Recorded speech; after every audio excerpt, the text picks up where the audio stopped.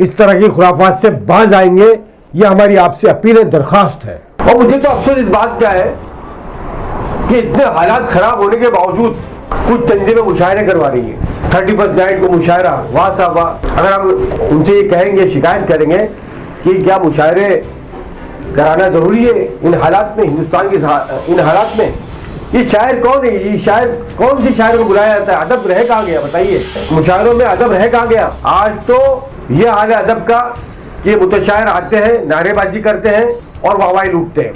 Jamia Millia Islamia, JNU, Aligarh मुस्लिम university, यहाँ तक कि बनारस हिंदू यूनिवर्सिटी भी मैदान में आ गई है इस तहरीक को लेकर, आज़ादी की लड़ाई को लेकर, इस जुल्म के खिलाफ आज़ादी, इस संगीत परिवार से आज़ादी, इस संगीत सरकार से आज़ादी।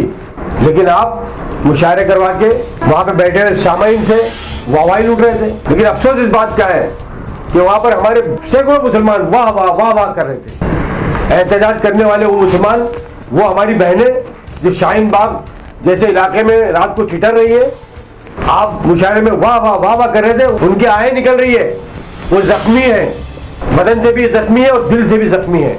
ये आहें रायगा नहीं जाएगी, याद रखिए। आपको इसका जवाब देना होगा और आने वाली जब तारीख लिखी जाएगी तो ये लिखा जाएगा कि एक तबका जो है इस लड़ाई में बढ़ चढ़ के हिस्सा ले रहा था और एक मुसलमानों को बेइस हिस्सा वो वाहवाही लूट रहा था और वाह वाह कर रहा था। अफसोस की बात है। माफ कीजिए, हम मुशायरों के मुखालिफ नहीं है, लेकिन आज के हालात में जिस तरह के मुशायरे हो रहे हैं, क्या ये आप खुद अंदाजा लगाइए, क्या इस तरह से होना चाहिए? क्या मुशायरों की जरूरत है आज के माहौल में?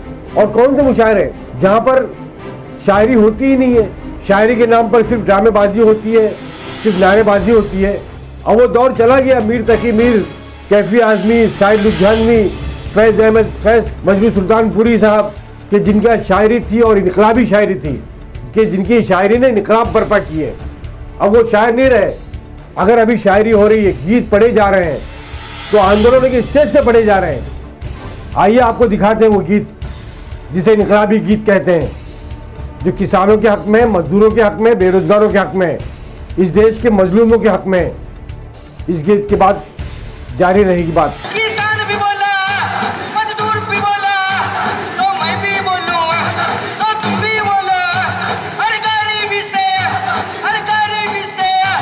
तो भुखमरी से, सामंतवाद से, तो मनुवाद से, और संघवाद से, महिलाएं मांगे, तो पुरुष भी बोला, तो मैं भी बोलूंगा।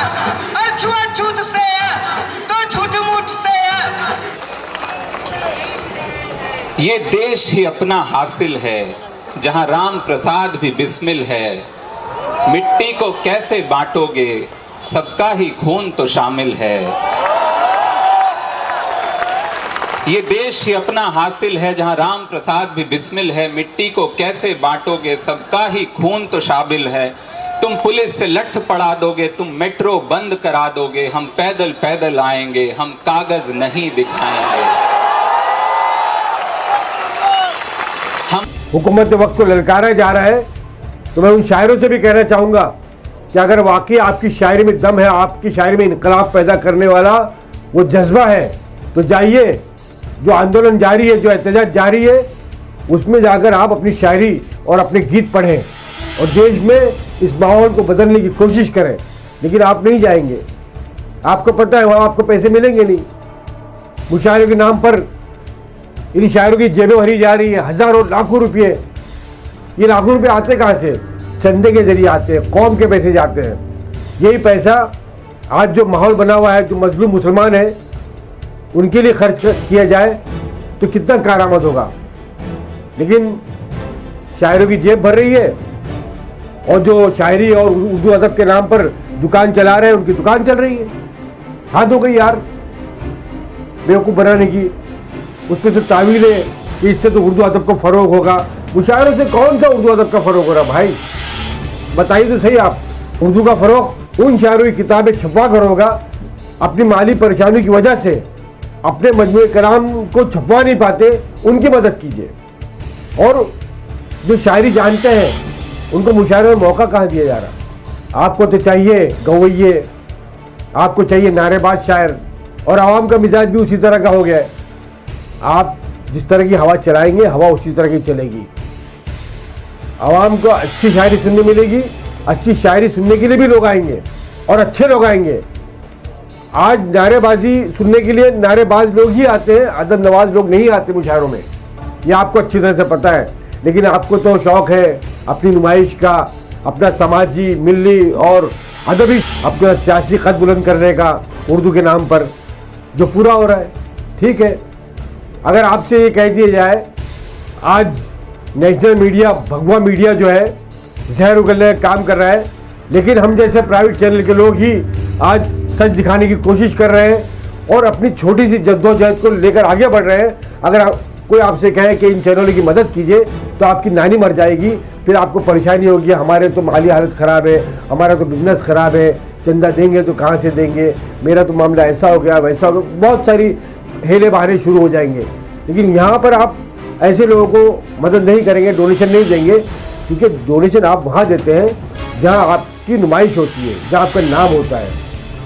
बस मसला ये है। अल्लाह करे कि आपके समझ में आए।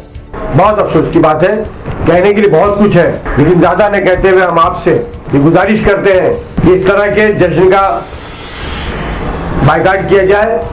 अब भी मौका है, जागो, नहीं तो आपकी आंखें, आपके बाल बच्चों की आंखें, हमारी बेटियों और बहुओं की आंखें डिटेंशन कैंप में खुलेगी, ये याद रखना। अल्लाह हाफिज़, जय हिंद। कैमरा पर्सन शाहीन पटेल के साथ राशिद उद्दीन आपसे इजाज़त चाहता है। शुक्रिया।